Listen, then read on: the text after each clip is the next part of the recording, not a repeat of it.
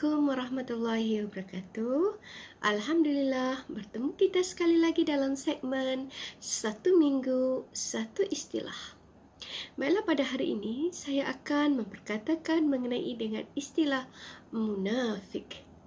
Munafik berasal daripada perkataan Arab dengan jamaknya ialah munafikun.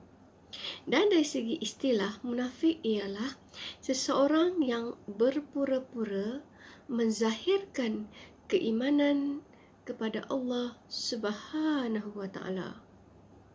Itu dikatakan sebagai munafik, berpura-pura beriman kepada Allah Subhanahu wa taala. Kebiasaannya orang munafik ini bersifat seperti talam dua muka dengan berpura-pura mengikut segala ajaran Islam dan mengakui mereka ini sebagai seorang Islam, tetapi di dalam hatinya tidak dapat menerima ajaran agama Islam. Menurut Al-Quran, orang munafik mengaku beriman, mengakui adanya Allah dan menerima hakikat bahawa Nabi Muhammad itu adalah utusan Allah. Namun, hatinya tidak ikhlas, timbul keraguan-keraguan dan lebih keras lagi, diam-diam dia menolak pengakuan itu. Beza antara orang munafik dan orang kafir adalah orang kafir jelas menolak Islam, tetapi orang munafik secara lisannya menerima Islam dan menyatakan beriman, tetapi di dalam hati ingkar dan menolak ajaran Islam. Ini bermakna orang munafik sebenarnya lebih bahaya daripada orang kafir. Selain daripada seperti api dalam sekam, mereka seperti talam dua muka, mereka ini tak ubah juga seperti api dalam sekam. Nampak baik di luar, tetapi di dalamnya ada keraguan dan tidak mengakui tentang Allah, Rasul dan seterusnya, syariat Islam. Itu sesuatu yang amat berbahaya sebenarnya. Tanda orang-orang munafik ini ada 3. Pertama, apabila berkata-kata, dia berdusta. Kedua, apabila dia berjanji, dia ingkari. Dan yang ketiga, apabila diberi amanah ataupun kepercayaan, dia khianati. Itu adalah tanda-tanda orang munafik yang dapat kita lihat. Orang munafik ini iman dia tidak tetap dan tidak teguh. Orang yang sebegini dapatlah diibaratkan seperti lalang, di mana ia terlalu mudah mengikut arah tiupan angin. Orang yang tidak teguh imannya sentiasa berubah-ubah mengikut keadaan. Mereka sangat mudah terikut-ikut dan terpengaruh dengan persekitaran. Antara contoh yang jelaslah kita lihat contohnya dalam ibadat salat. Salat sebagaimana kita tahu wajib dibuat dengan sebaik-baiknya. Oleh itu, sifat malas mengerjakan salat adalah sifat yang harus dihapuskan dalam diri kita, dan ibadat salat juga bukan satu bebanan sebenarnya. Tak kala kita melakukannya dengan penuh keikhlasan dan kita tahu dengan apa yang kita baca dalam salat. Latihlah diri kita supaya cinta ke ibadat salat.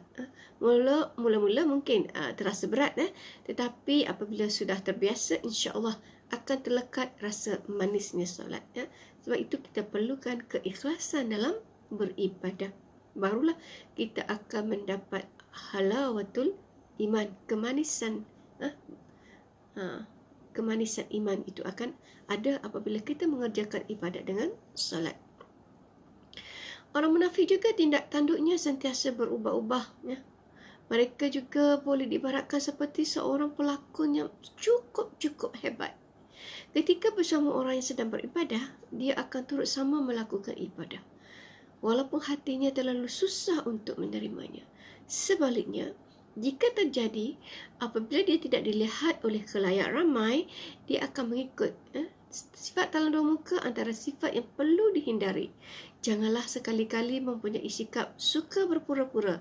Di tempat A kata lain, di tempat B kata lain. Itu adalah merupakan antara perangai bagi orang munafik. Ada juga yang manis wajah di hadapan tetapi di belakang berbagai kata cercaan yang disimpan.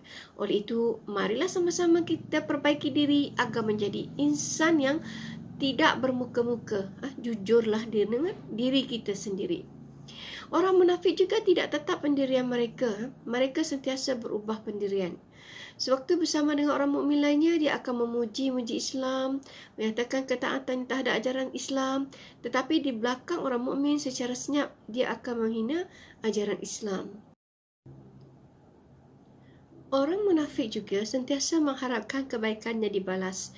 Dia akan melakukan sesuatu kebaikan dan berbuat jasa. Dia akan mengharapkan kebaikan itu dibalas dengan balasan tertimpal seperti wang ringgit ataupun pangkat. Jiwa orang munafik juga sebenarnya tidak tenteram.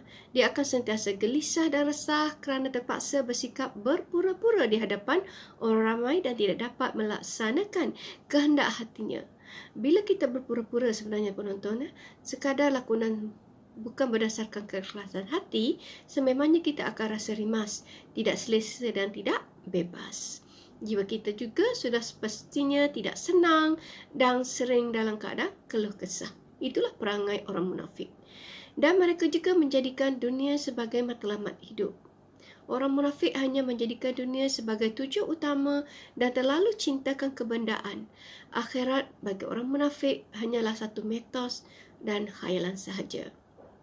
Sidang penonton sekalian, janganlah kita mengikuti sifat-sifat orang munafik yang berlaku seperti di zaman Rasulullah sallallahu alaihi wasallam.